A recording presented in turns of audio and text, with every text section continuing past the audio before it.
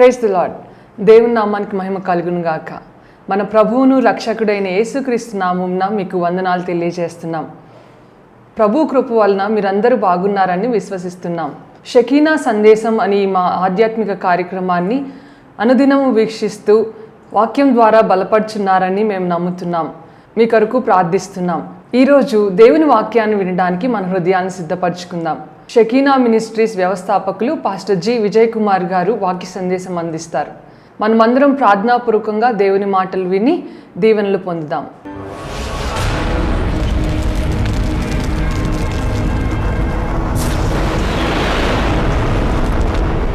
కీర్తన గ్రంథం 84వ కీర్తన 10వ వచనం. నీ ఆవరణములో, కీర్తనకారుడు ఒక మాట చెబుతాడు, నీ ఆవరణములలో ఒక దినము గడుపుట 1000 దినముల కంటే శ్రేష్టము. 1000 దినముల కంటే శ్రేష్టము.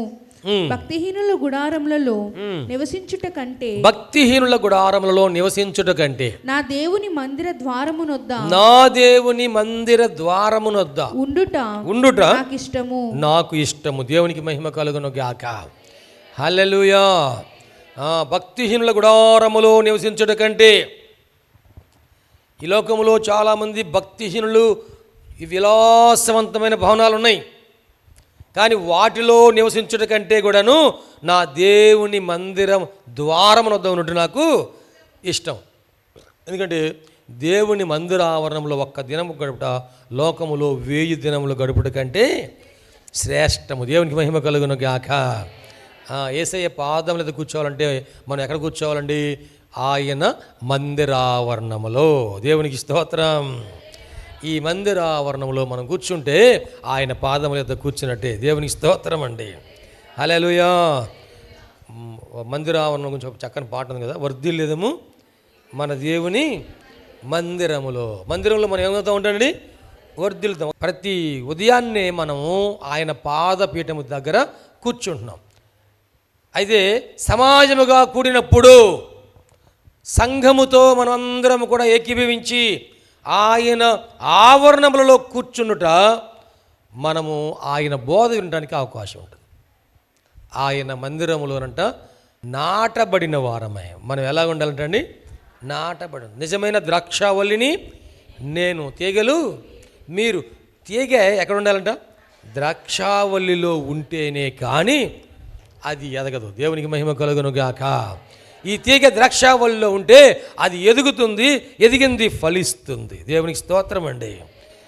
ఆయన పాదముల యొద్ద మనము కనిపెట్టుకున్నప్పుడు, ఆయన పాదముల యొద్ద కూర్చున్నప్పుడు, ఇంకో మాట మీకు జ్ఞాపకం చేస్తా. పౌలు గారి యొక్క సాక్ష్యం చెప్తా అంటాడు.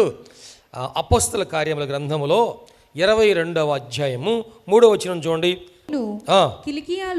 కిలికియాలోని తార్సులో పుట్టిన యూదుడను అయితే ఈ పట్టణములో గమలీయేలు పాదముల యొద్ద పెరిగి మన పితరుల ధర్మశాస్త్ర సంబంధముగు నిష్ఠయందు శిక్షితుడనై మీరందరూ నేడు ఉన్న ప్రకారము దేవుని గూర్చి ఆసక్తుడనై ఉండి ఈ మార్గములోనున్న పురుషులను స్త్రీలను బంధించి చెరసాలలో వేయించుచు మరణము వరకు హింసించి తిని. సాక్ష్యం చెబుతున్నాడు ఆయన. నేను కిలికియాలోని తార్సులో పుట్టిన యూదుడను. నేను యూదేతరుడిని కాదు, అన్ని జనుల్ని సంబంధించిన వాడును కాను, నేను యూదుడను. మరో సందర్భంలో ఉంటాడు, నేను బెన్యామీను గోత్రీకుడను. అయితే ఈ పట్టణములో ఇదిగో గమలీయేలు పాదముల యొద్ద పెరిగాను. దేవునికి మహిమ కలుగును గాక. ఎక్కడ పెరిగాడంటే అండి? గమలీయేలు పాదముల యొద్ద. గమలీయేలు అనగా ధర్మశాస్త్ర ప్రవీణుడు, ధర్మశాస్త్ర బోధకుడు. ఆయన ధర్మశాస్త్రమును బాగుగా అందరికీ బోధించేవాడంట. ఆయన ఆ ధర్మశాస్త్రమును పాటించడంలో నిష్ఠాగరిష్ఠుడంట.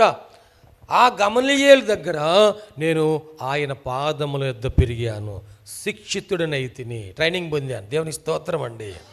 హల్లెలూయా. గమనించారా? మనం కూడాను ఎక్కడ శిక్షితులమై కావాలి, ఎక్కడ మన ట్రైనింగ్ ఉండాలి?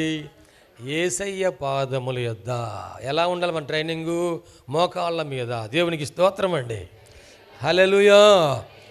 ఒక పాస్టర్ గారు చాలా బాగా మంచి చక్కగా వర్తమానం అందించారు. పాస్టర్ గారు అండి, మీరు ఎక్కడ బైబిల్ ట్రైనింగ్ అయ్యారు అంటే మోకాళ్ళ మీద అండి అన్నాడు. దేవునికి మహిమ కలుగును గాక. ఎక్కడ బైబిల్ ట్రైనింగ్ అయ్యారంటే, ఎక్కడ వాక్యం నేర్చుకున్నారంటే, ఎక్కడ ప్రార్థన నేర్చుకున్నారంటే, ఎక్కడ మీ ఆధ్యాత్మిక జీవితాన్ని, మీ భక్తి జీవితాన్ని మీరు నేర్చుకున్నారయ్యా అంటే ఇదిగో మోకాళ్ళ మీద. దేవునికి మహిమ కలుగును గాక. మోకాళ్ళు నల్లబడితే మన హృదయం తెల్లబడిద్ది. ముఖం అంటే నాకున్న నల్లగా ముఖం తెల్లగా అవ్వదు. మన హృదయము తెల్లగా మార్చబడి, పరిశుద్ధంగా మార్చబడి. దేవునికి స్తోత్రం అండి. హల్లెలూయా. నేను గమలీయేలు పాదముల యొద్ద నేర్చుకున్నాను. మీరు ఎక్కడ నేర్చుకుంటున్నారు? మీరేమి నేర్చుకుంటున్నారు? ఏదో వచ్చాము పోయాము అనుకుంటే ఉపయోగము లేదండి.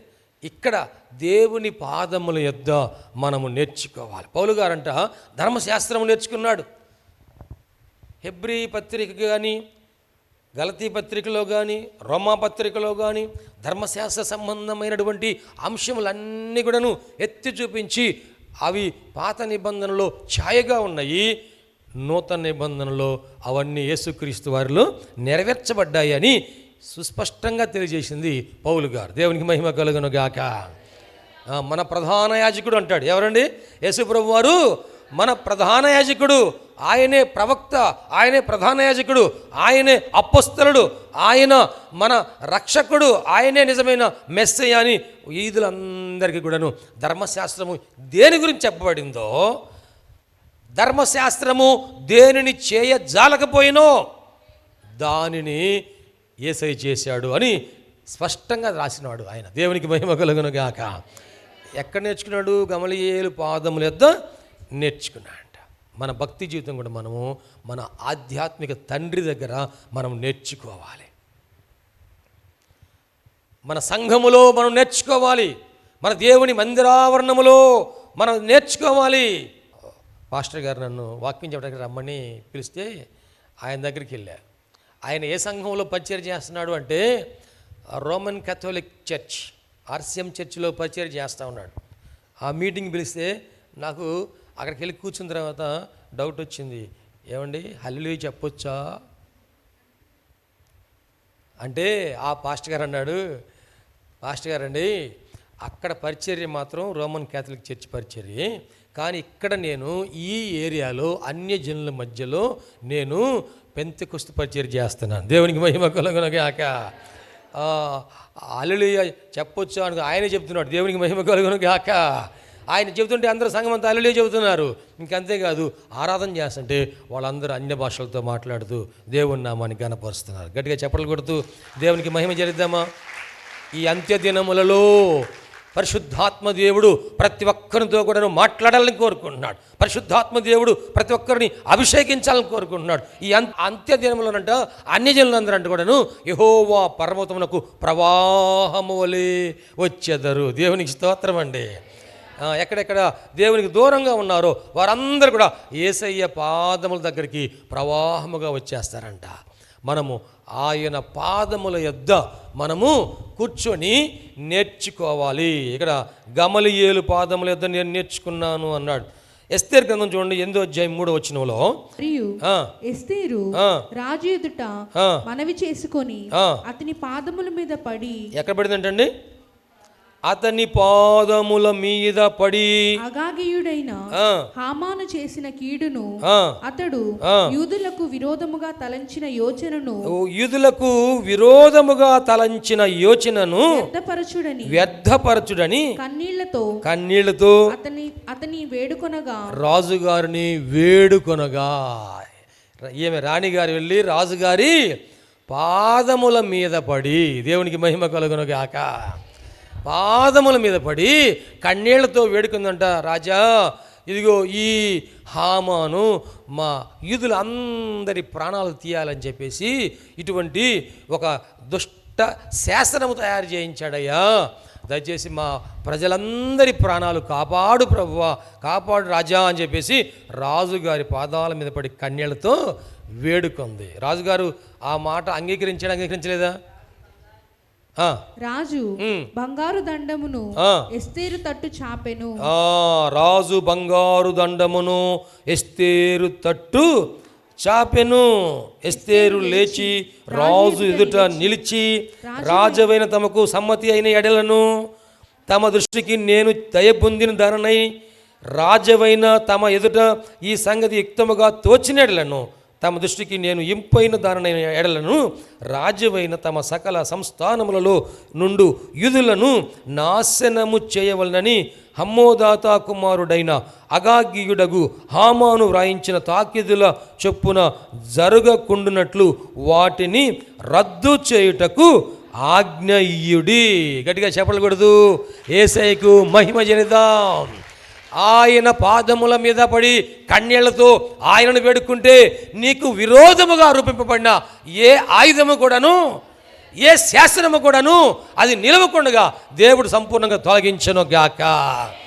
ఈరోజు మన భారతదేశంలో కొన్ని చట్టసభలలో దేవుని బిడ్డలకు విరోధముగా ఏ శాసనాలు తయారు చేస్తున్నారో, ఏ ఆర్డర్స్ ఇస్తున్నారో, ఏ జీవోలు పాస్ చేస్తున్నారో ఇవన్నీ కూడా యేసు నామములో కొట్టివేయబడునుగాక. ఆమేన్. అవి కొట్టివేయబడాలంటే మనం ఏం చేయాలంట? యేసయ్య పాదాల మీద పడి కన్నీళ్లతో వేడుకోవాలి. ప్రతి దేవుని బిడ్డలారా, తల్లులారా, తండ్రులారా, ఉదయాన్నే మీరు లేచి, వేకువనే లేచి ఆయన పాదముల మీద పడి కన్నీళ్లతో వేడుకుంటే ఆయన మన కార్యములను సఫలము చేయడా? ఏమండి, ఆయన మన కార్యములు సఫలం చేయడా?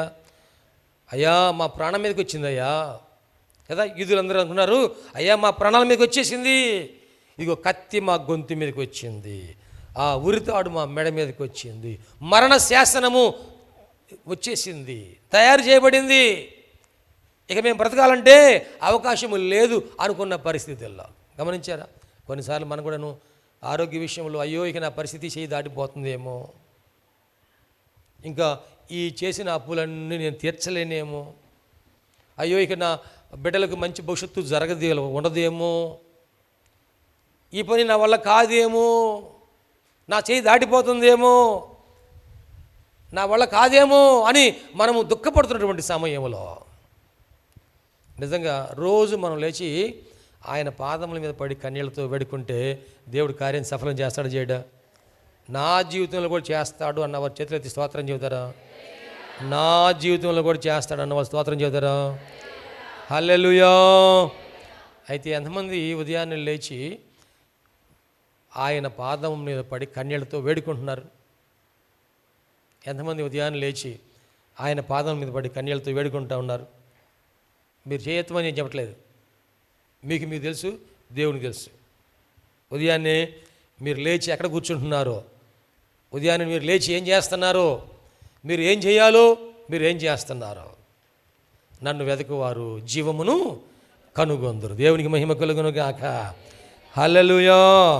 చూడండి, అపోస్తల కార్యములు 3వ అధ్యాయము 1వ వచనం చూడండి దయచేసి. పగలు 3 గంటలకు ప్రార్థన కాలమున పేతురును యోహానును దేవాలయమునకు ఎక్కి వెళ్ళుచుండగా పుట్టినది మొదలుకొని కుంటివాడైన ఒక మనుష్యుడు మోసుకొని పోబడుచుండెను. వాడు దేవాలయంలోనికి వెళ్ళువారిని భిక్షమడుగుటకు కొందరు ప్రతిదినము వానిని శృంగారమును దేవాలయపు ద్వారమునొద్ద ఉంచుచూ వచ్చిరి. ఎక్కడ ఉంచారంటమ్మా? శృంగారమును దేవాలయపు ద్వారమునొద్ద ఉంచుచూ వచ్చిరి. అంటే ద్వారం దాటాడా, ద్వారం దగ్గరే ఉన్నాడా? రోజు తీసుకొస్తున్నారంట. పుట్టినది మొదలుకొని కుంటివాడు, నడవలేడు. ఎక్కడ తీసుకొస్తున్నారు? మోసుకొని వస్తున్నారు. ఒకరి వల్ల అయిద్దా? కాకపోవచ్చు కదా. ఒకవేళ ఇద్దరు దిగొస్తున్నారు, లేకపోతే నలుగురు దిగొస్తున్నారు, తీసుకొచ్చిన వారు, మోసుకొచ్చిన వారు ఎక్కడి దాకా వచ్చారు? దేవాలయపు ద్వారం దాకా వచ్చారు, కానీ ద్వారము దాటి లోపల రావట్లా. అంటే దేనికోసం తీసుకొస్తున్నారు అతన్ని? భిక్షం అడుగుట కోసం. ఒకవేళ ఆ భిక్షం అడిగే వ్యక్తి అయినా, అయ్యా ఇక్కడ దాకా తీసుకొచ్చారు కదా, ఒక్కరోజు నన్ను లోపల తీసుకెళ్ళండి, మందిరంలోకి ప్రార్థన చేసుకుంటానని అన్నాడా? సరే, మోసుకొచ్చిన వారైనా, అరే రోజు ఇక్కడ కూర్చున్నావు కదా, ఇవాళ ఒక్కరోజు లోపలికి వెళ్ళి ప్రార్థన చేసుకోరా అని చెప్పేసి తీసుకొచ్చి లోపల దించారా? ఎక్కడ దాకా వచ్చారంట? దేవాలయము ద్వారం దాకా వచ్చారు, కానీ ద్వారం మాత్రం లోపలికి దాటి రాలేకపోతున్నాడు. ఈ రోజున చాలామంది మందిరము ద్వారం దాకా వచ్చి వెళ్ళిపోతున్నారు, కానీ మందిరం లోపలికి అడుగు పెట్టలేని అనుభవంలో కొంతమంది ఉండిపోయారు. భిక్షం అడుగుతూ ఉన్నాడు, బయట ఉండి ఏమంటున్నాడండి? భిక్షం అడుగుతూ ఉన్నాడు. దేవుడు చల్లంగా చూస్తే చాలు అని బయట దండం పెట్టుకుని పోతున్నారు కొంతమంది. ఆ పైన సిలువు కనపడంగానే ఇట్లా సిలువ వేసుకొని పోతున్నారు కొంతమంది. గమనించారా? హిందూ దేవాలయాలైనా, మసీదులైనా, చర్చెస్ అయినా వాటి ముందుగా బండి మీద వెళ్ళేవాళ్ళు కానీ, నడుచుకుంటూ వెళ్ళేవాళ్ళు కానీ చూడగానే దండం పెట్టుకుని పోతూ ఉంటారు. వీళ్ళు దేవాలయపు ద్వారం దాకా వచ్చారు, కానీ లోపలికి వచ్చిన వారు కాదు. ఇప్పుడు పేతురు, యోహాను అంటున్నారు, అయ్యా మా యొద్ద వెండి బంగారములు లేవు. నువ్వేదో ఆశపడుతున్నావు కదా, దేనికోసం ఆశపడుతున్నావు? వెండి కోసము, బంగారం కోసము ఆశపడుతున్నావు. అవి మా దగ్గర లేవు, కానీ మాకు కలిగినదే మేము నీకు చూచున్నాం. మీకు ఏం కలిగి ఉన్నారయ్యా పేతురు గారు? ప్రార్థనా కాలములో 3 గంటల వేళ మందిరం లోపలికి వెళ్ళి ఏం చేస్తున్నారు మీరు అంటే, మందిరము లోపల యేసయ్య పాదముల యొద్ద మేము ఉన్నాం. దేవునికి స్తోత్రం అండి. యేసుతో కూడా ఉన్నవారము. దేవునికి స్తోత్రం. మేము ఎవరంటే యేసుతో కూడా ఉన్నవారము. మేము ఎవరమంటే యేసును కలిగిన వారం. దేవునికి స్తోత్రం అండి. ఆయన శక్తిని కలిగిన వారము, ఆయన భక్తిని కలిగిన వారము.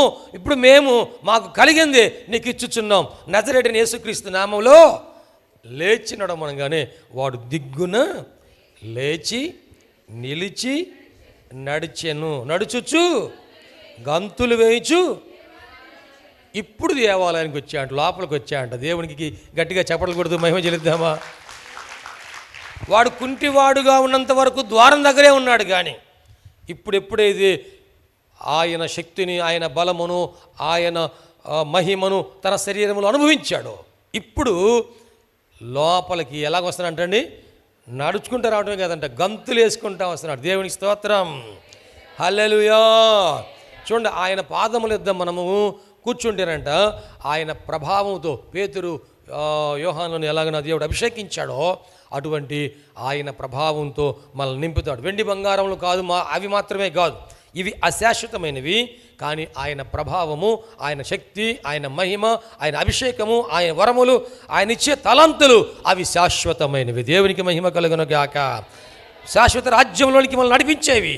కాబట్టి మనము ఆ ప్రభు పాద సన్నిధిలో మనమందరం కూడాను ఆయన దగ్గర కనిపెట్టుకునుట అనేది మనం నేర్చుకోవాలి. ఇంకొక మాట మనం జ్ఞాపకం చేసుకుందాం. చూడండి దయచేసి, యేసయ్య పాదముల యొద్ద ఉన్నటువంటి ఆ మహిమను ఆమె ఇంకా తన జీవితంలో ఏమేమి అనుభవించింది, ఆశీర్వదించిందంటే, అక్కడ లూకాసు వార్త 10:39 ఆమెకు మరియా అనే సహోదరి ఉండెను. ఈమె యేసు పాదముల యొద్ద కూర్చుండి ఆయన బోధ వినుచుండెను. మార్తా విస్తారమైన పని పెట్టుకొనుట చేత తొందరపడి ఆయన యొద్దకు వచ్చి, ప్రభువా, నేను ఒంటరిగా పనిచేయుటకు నా సహోదరి నన్ను విడిచిపెట్టినందున నీకు చింత లేదా? నాకు సహాయము చేయమని ఆమెతో చెప్పుమనెను.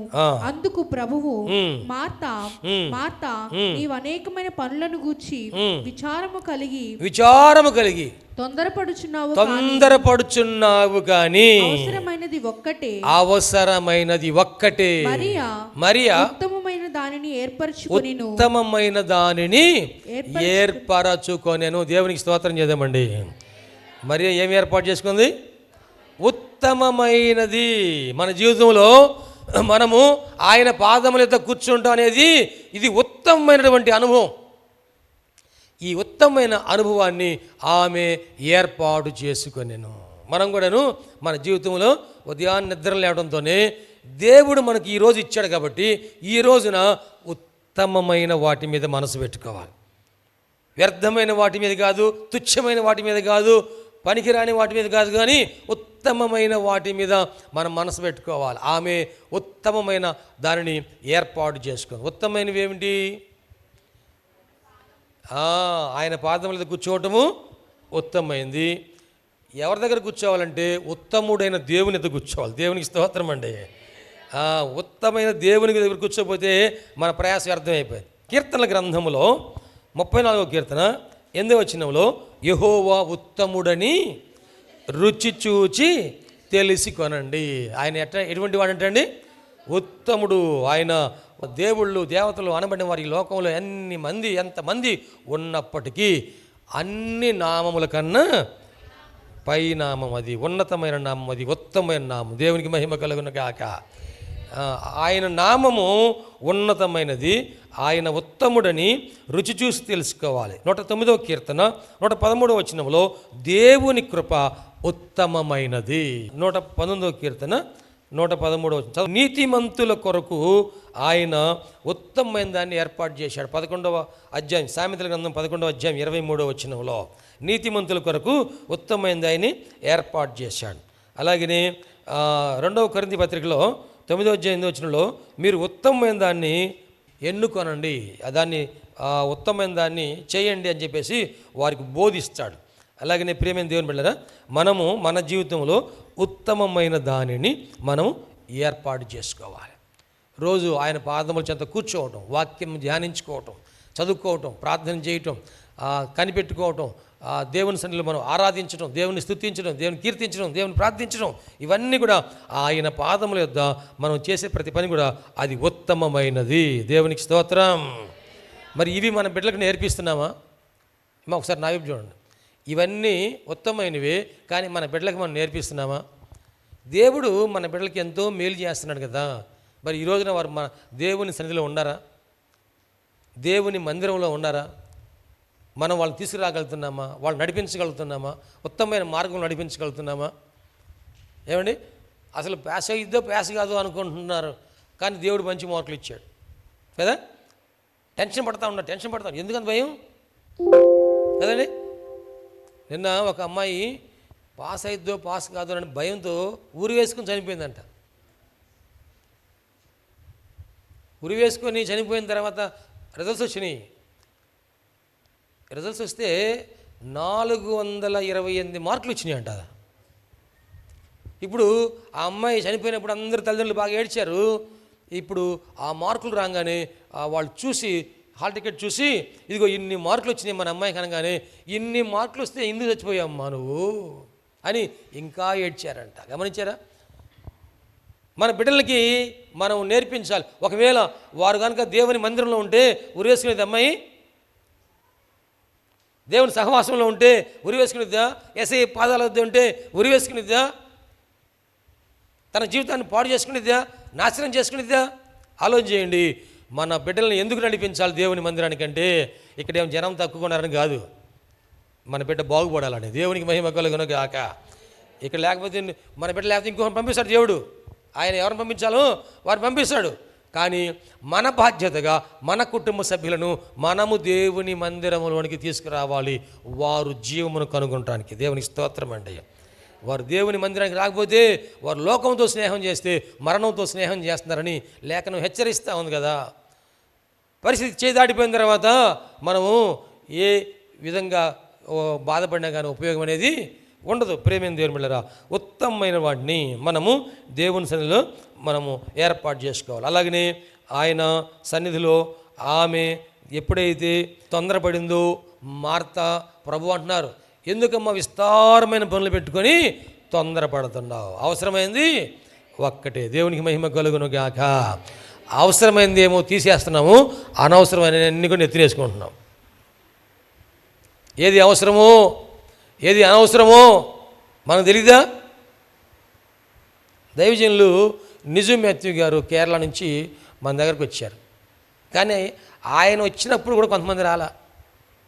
ఒక తల్లి అండి, మా అమ్మాయి బర్త్డేకి వెళ్ళిందండి అంది. నాకు చాలా ఆశ్చర్యం అనిపించింది. అమ్మా, ఆయన మ్యారేజ్ డే అయినా సరే 21వ తారీఖు భార్యనేమో అక్కడ పెట్టాడు కేరళలో, ఆయనేమో ఇక్కడ ఉన్నాడు. ఆ రోజు మనం కేక్ కూడా తీసుకొచ్చాం. అయ్యగారు కేక్ కట్ చేయాలంటే మేమిద్దరం మ్యారేజ్ చేసుకుంటే నేను ఒక్కడే కట్ చేస్తాను చెప్పోయా, మేమిద్దరం కట్ చేయాలి కదా, అక్కడికి వెళ్ళినా కట్ చేసుకుంటాం మేము అన్నాడు. అసలు దైవజనుడు వస్తున్నాడు, దేవుని వాక్యం విందాము, మన ఆత్మీయ జీవితాలు బాగు చేసుకుందాము, మనం బలపరచబడదాము, ఇక్కడ ప్రార్థన చేయించుకుందాము, అభిషేకించబడదాము, ఆశీర్వదించబడదాము, ఈ ఆలోచన లేకుండా మనం అనవసరమైన వాటికి అవకాశం ఇస్తున్నాం. మనం రాత్రి తల్లిగారితో మాట్లాడతాం, అమ్మ మీరు వచ్చారు, మీ ఆయన వచ్చి అంటే అసలు రాత్రి రావట్లేదండి అన్న. అబ్బా ఎంత ఆశీర్వాదం పోగొట్టున్నాడు. 3 రోజుల్లో 2 రాత్రులు ఒక పగలు వచ్చాం కదా. ఒకవేళ పగలకు మాకు కుదరదు అనుకున్న వాళ్ళకి పగలు కూడా ఒక అవకాశం ఉందిగా. రాత్రి కుదరదు అనుకున్న వాళ్ళకి పగలు రావచ్చు, పగలు కుదరదు అనుకున్న వాళ్ళు రాత్రి రావచ్చు, ఏదో ఒక అవకాశం ఉంది కదా. అనవసరమైనవి అనేకం మనం మనసులో పెట్టుకుంటున్నాం, అనవసరమైనవి ఆచరిస్తున్నాం, అవసరమైన వాటిని విడిచిపెడుతున్నాం. అవకాశం అంట ఒకసారి వచ్చి తలుపు తట్టినప్పుడు మనం ఏం చేయాలి? వెంటనే తలుపు తెరిస్తే మనము ఆశీర్వాదం పొందుకుంటాం కదండి. ఆయన పేరు పెట్టి పిలిచినప్పుడు, ప్రవచనం చెప్పినప్పుడు ఈ పేరు ఉన్న వాళ్ళు రండి అన్నప్పుడు వచ్చారనుకోండి, వాళ్ళకి ఏదైనా చెబుతారు. రాకపోతే పిలిచారు ఒకసారి వచ్చేది, అవకాశం ఒకసారి వచ్చేది. ఉద్యోగాలు ఒకసారి అనౌన్స్మెంట్ చేస్తారు, నోటిఫికేషన్ ఇస్తారు. ఆ ఉద్యోగాలు నోటిఫికేషన్ ఇచ్చినప్పుడు అప్లికేషన్ పెట్టుకోవాలి. పోయి మనం ఎగ్జామ్ రాయమంటే ఎగ్జామ్ రాయాలి, ఇంటర్వ్యూకి వెళ్ళమంటే ఇంటర్వ్యూకి వెళ్ళాలి. వెళితే అప్పుడు ఏదైనా రావచ్చు, వచ్చేదాకా వెళ్తానే ఉండాలి. దేవునికి మహిమ కలుగును గాక. నేను ఎప్పుడు వెళ్ళలే, నాకు ఇంకా టైం కుదరదు, నాకు టైం ఉందిలే, నేను తర్వాత చూసుకుంటానులే, వచ్చిన అవకాశాన్ని మాత్రం పోగొట్టుకోకూడదు. చివరి అవకాశం వచ్చింది, శిలువ మీద ఉన్న దొంగకి అవకాశాన్ని సద్వినియోగం చేసుకున్నాడు. ఈరోజు ఆరుదినము దేవుడు ఒక అవకాశం ఇస్తున్నాడు. ఉదయాన్నే లేచి ఆయన పాదముల యొద్ద కూర్చోవాలి, ఆయన గడప యొద్ద కనిపెట్టుకోవాలి. అప్పుడు మనం తప్పనిసరిగా ఆయనను వెతికినట్లయితే జీవమును కనుగొందుము. ఆమేన్. దేవుడి మాటలు మన వినికిడిలో ఆశీర్వదించును గాక.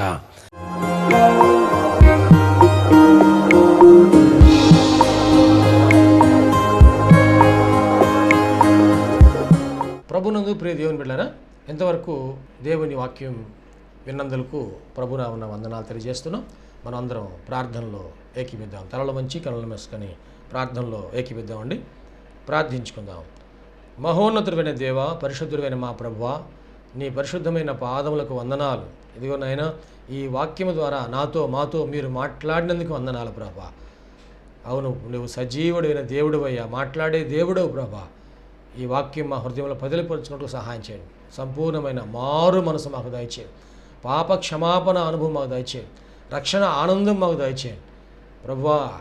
ఈ అనారోగ్యములు, బలహీనతలు, సమస్యలు, శోధనలు, సైతాను ఆటంకాలు అన్నీ కూడా యేసుక్రీస్తు నామములో తొలగించండి నాయన. పరిశుద్ధాత్మ దేవ, మీ కార్యం జరిగించండి అయ్యా. మీరు మాకు తోడుగా ఉండి దీవించండి. మమ్మల్ని, మా కుటుంబం జ్ఞాపకం చేసుకోండి. మా బిడ్డలు మీరు ఆశీర్వదించండి ప్రభువా. మా కుటుంబంలో రక్షణ ఆనందం సంపూర్ణంగా దయచేయండి. ఎటువంటి అవసరాలను మీకు తెలుసునైనా ప్రతి అవసరతలో కూడా మాకు సహాయం దయచేయండి. అన్ని విషయాలు కూడా మీరు దీవించండి. ఈ టీవీ ప్రోగ్రాం చూసిన ప్రతి ఒక్కరిని పేరు వరుసన మీరు దీవించి రక్షించి మీరు అక్కడ కొరకు సిద్ధపరచండి. మంచి భవిష్యత్తును వారికి దయచేసి మీ కృపలో మీరు వర్ధల చేయమని నీకే సమర్పణ చేసుకుంటూ యేసయ్య పరిశుద్ధ నామములో స్తుతించి ప్రార్థించి వేడుకుంటున్నాము తండ్రి. ఆమెన్. తండ్రి, కుమార, పరిశుద్ధాత్మ త్రియేక దేవుని దీవెన తోడుగా నడిపించను గాక.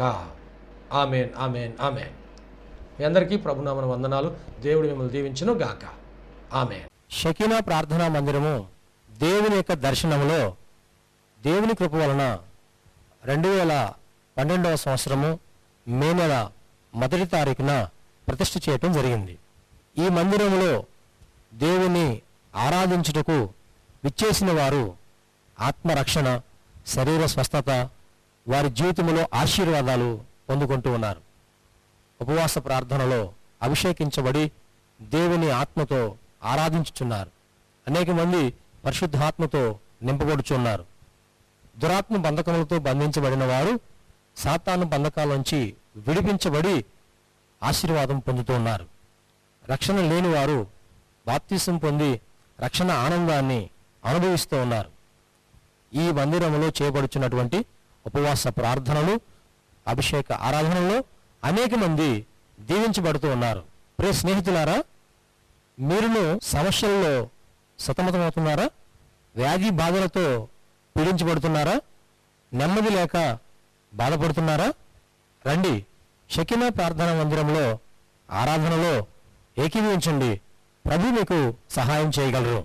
ప్రతి నెల 2వ శనివారము షకీనా ప్రార్థనా మందిరంలో సంపూర్ణ రాత్రి ఉపవాస ప్రార్థన ఏర్పాటు చేయబడింది. ఈ ఉపవాస ప్రార్థనలో అనేక మంది ఆత్మతో అభిషేకించబడుతున్నారు. అనేక మంది ఆత్మ వరములతో నింపబడుతున్నారు. దురాత్మ బంధకముల్లో ఉన్నవారు విడిపించబడుతున్నారు. దేవుని యొక్క ఆశీర్వాదాలు పొందుకుంటున్నారు. అనారోగ్యంతో ఉన్నవారు స్వస్థపరచబడుతూ ఉన్నారు. ఈ సందేశం మీకు ఆశీర్వాదకరంగా ఉందని నమ్ముచున్నాం.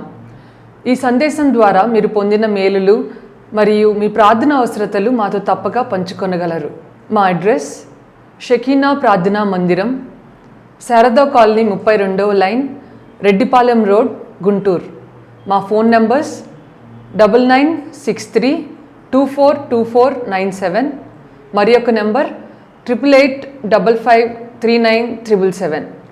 Praise the lord.